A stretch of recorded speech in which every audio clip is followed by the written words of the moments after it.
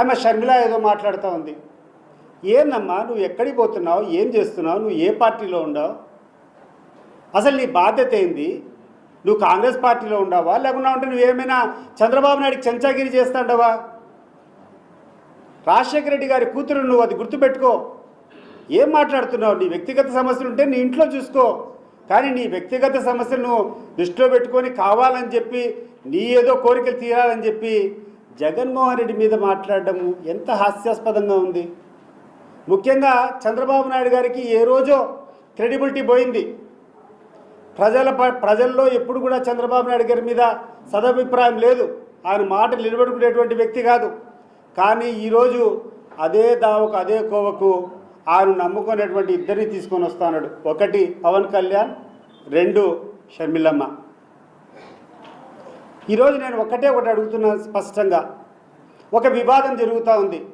జగన్మోహన్ రెడ్డి ప్రతిపక్ష హోదా కోసం ఈరోజు పోరాటం చేస్తూ ఉన్నాడు. మిమ్మల్ని కరెక్ట్గా నిలదీస్తున్నాడు. నాకు ప్రతిపక్ష హోదా ఇస్తేనే నేను వస్తాను, లేకుండా ఉంటే నేను రావడం వల్ల ఏం మేలు జరుగుతుంది రాష్ట్రానికి, ఏం మేలు జరుగుతుంది ప్రజలకు? నేను ఆడొచ్చి అసెంబ్లీలో కూర్చోవడం వల్ల కాదు, నేను సమర్థవంతంగా ప్రజల యొక్క సమస్యలు మాట్లాడేదానికి నాకు సమయం దొరికితేనే దానికి న్యాయం చేసేటువంటి వాడిని అవుతాను. కానీ ఊరికే ప్రేక్షక పాత్ర ఆడు కుర్చీలో కూర్చుంటే ఏమొస్తుంది? షర్మిల గారు కూడా ఆలోచన చేయండి, పవన్ కళ్యాణ్ గారు ఆలోచన చేయండి. మీరు సమర్థవంతమైన చర్చలు చేయాలనుకుంటున్నారు. సమర్థవంతమైనటువంటి చర్చలు ఏ రకంగా జరుగుతాయి ఈ రాష్ట్రంలో? ప్రధాన ప్రతిపక్షం ఎవరు?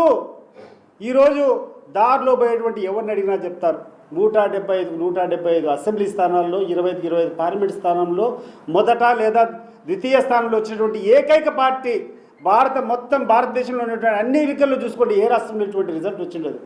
మరి ఈ పార్టీని కూర్చొని నువ్వు ప్రధాన ప్రతిపక్ష హోదా లేదు రాదు అంటే ప్రజలు దాన్ని సమర్థిస్తారా? ఎవరి కోసం మా పోరాటం? ఎవరి కోసం జగన్మోహన్ రెడ్డి గారి పోరాటం? ప్రజల కోసం కాదా? ప్రజలు పడేటువంటి ఇబ్బందుల్ని ఎండగట్టడం కోసం కాదా? ప్రజల సమస్యలను తీర్చడానికి కోసం, ప్రభుత్వం పైన ఒత్తిడి తీసుకొని వచ్చేదానికోసం కాదా మేము పడేది ఈ తాపత్రయం? దీన్ని పక్కన పెట్టుకొని కొంతమంది బ్రోకర్లు మాట్లాడుతున్నారు. సభ్యత్వం పోతుందంట. ఏందయ్యా సభ్యత్వం పోయేది? నాకు అర్థం కావడం లేదు. ఒక వెంట్రుకతో సమానంగా సోనియా గాంధీతో ఆ రోజు ఒక మాటకు వచ్చేసిన తర్వాత తృణప్రాయంగా ఇట్లా ఎంపీకి ఎమ్మెల్యేకి ఇట్లా రాజీనామా చేసి పులివెందుల అసెంబ్లీకి 1,00,000 ఓట్ల పైన మెజార్టీతో గెలిచినటువంటి పార్టీ అయ్యా వైఎస్ఆర్సీపీ, కాంగ్రెస్ పార్టీ. అధికారంలో లేకుండా ఈ దేశంలోనే అత్యధిక ఆధిపత్యం చెలాయిస్తున్నటువంటి సోనియా గాంధీ మీద ఛాలెంజ్ చేసి కడప పార్లమెంట్లో పోటీ చేస్తే 5 లక్షల మెజార్టీతో గెలిచినటువంటి చరిత్ర అయ్యా జగన్మోహన్ రెడ్డిది. ఆయన ముందరేది మీరు ఫ్రూట్ పోతున్నారు? ఆయన ముందరా మీరు మాట్లాడేది? గుర్తుపెట్టుకోండి, ఎవరితో మాట్లాడుతున్నారు, ఏం చేస్తున్నారు అనేది గుర్తుపెట్టుకోండి. ఈరోజు మేము ఈ సమస్య పరిష్కారం కోసం మేము ఒక పక్క పోరాటం చేస్తానే, ఎవరికైనా సమస్య వచ్చిన తర్వాత కోర్టులకు పోయి సమస్య పరిష్కారం చేసుకోవడం ఆనవాయితీ. మనకున్నటువంటి న్యాయస్థానం ఏంటంటే కోర్టులకు పోవడం, కోర్టును ఆశ్రయించడం. ఏదైనా మనం జరగకుండా ఉంటే జగన్మోహన్ రెడ్డి గారు కోర్టుకు పోయినారు, మాకు ప్రధాన ప్రతిపక్షం ఇవ్వాలని చెప్పి. కోర్టులో ఆ యొక్క స్పీకర్కు మీ యొక్క నోటీసులు, మీ యొక్క సంజాయిషి ఇవ్వండి అని చెప్పి అడిగి 4 నెలలు అవుతుంది. నీకు చిత్తశుద్ధి ఉంటే ఈ 4 నెలల నుంచి ఎందుకు మీరు కౌంటర్ వేయడం లేదు?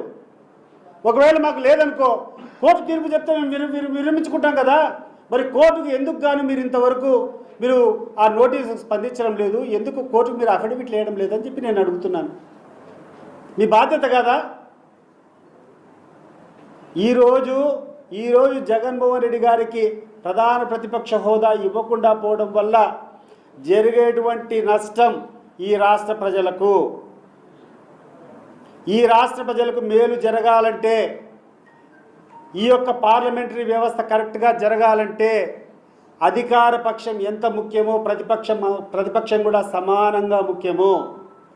అధికార పక్షానికి సరైనటువంటి భయము, సరైనటువంటి చెక్స్ అండ్ మెజర్స్ ఉండాలంటే పార్లమెంటరీ వ్యవస్థలో ఒక క్యాబినెట్ హోదాకు సమానంగా ప్రతిపక్ష హోదాని పెట్టారంటే అందరిది బాధ్యత, ఇది ఒక్కరిది కాదు. ఇప్పటికైనా గుర్తు తెచ్చుకోండి, మీ యొక్క చాదస్తాలు వదిలిపెట్టండి.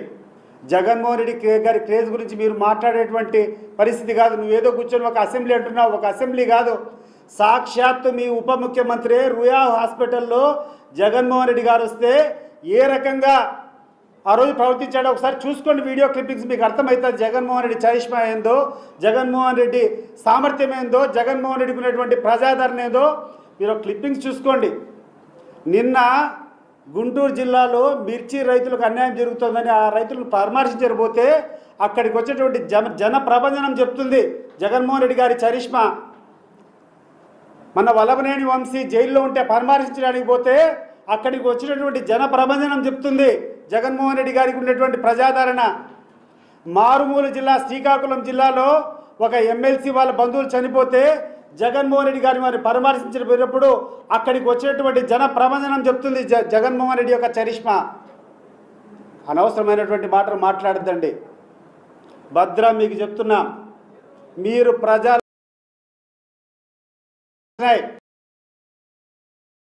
ఇప్పటికైనా ప్రజాస్వామ్య స్ఫూర్తిని మీరు నింపండి. ప్రజల యొక్క సమస్యలు నిలదీసేటువంటి హక్కులు ఇవన్నీ ప్రతిపక్షది.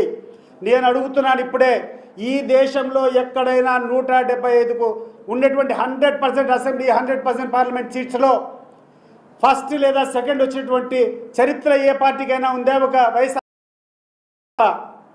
మరి వైఎస్ఆర్ కాంగ్రెస్ పార్టీ కాకుండా ప్రధాన ప్రతిపక్షం ఏమవుతుంది? లేదు, మేము లేదనుకుంటాం. నువ్వు ముందరికి రా పవన్ కళ్యాణ్, నువ్వు ముందరికి రా, నువ్వు చేయి పోరాటం. మరి నీతో చెప్పించినటువంటి అబద్ధాలు, మీ చంద్రబాబు నాయుడు గారు చెప్పించినటువంటి అబద్ధాలు, వీటి మీద నువ్వు తీసుకో ప్రధాన భూమిక, ప్రధాన పాత్ర నువ్వు పోషించు. అది వదిలిపెట్టి ఏమనుకుంటున్నారు ఈరోజు ఎక్కడి పోయినా చాలా చీప్గా అనుకుంటున్నారు. పవన్ కళ్యాణ్ గారు మీరంటే మాకు కూడా కొంచెం అభిమానమే. మా జగన్మోహన్ రెడ్డి గారి తర్వాత ఈ రాష్ట్రంలో కొంచెం ఏదైనా కొన్ని విలువలు ఉన్నాయంటే నీ మీద నేను అనుకోని ఉన్నాను ఇన్ని రోజుల వరకు. కానీ ఈరోజు మీరు చేస్తున్నటువంటి ప్రవర్తన చూస్తూ ఉంటే ప్రజలు అనేక రకాలుగా కామెంట్ చేస్తున్నారు నీ గురించి. మేలుకో, నువ్వు మేలుకోకుంటే చంద్రబాబు నాయుడు గారు నిన్ను భూస్థాపితం చేయడం గ్యారంటీ. గుర్తుపెట్టుకో. అంటే షర్మిలమ్మ గారు, నేను చెప్తున్నాను, నువ్వు చేసేటువంటి విధానం కరెక్ట్ కాదు. నువ్వు చేసేటువంటి విధానము నీ యొక్క వేరేది ఏదైనా ఉంటే చూసుకో. అసలు కాంగ్రెస్ పార్టీ విధానం ఏందమ్మా? నువ్వు కాంగ్రెస్ పార్టీకి కాంగ్రెస్ పార్టీకి నువ్వు అధ్యక్షురాలువా, లేకుంటే నీ సొంత అజెండాతో నువ్వు నడిపిస్తున్నావా?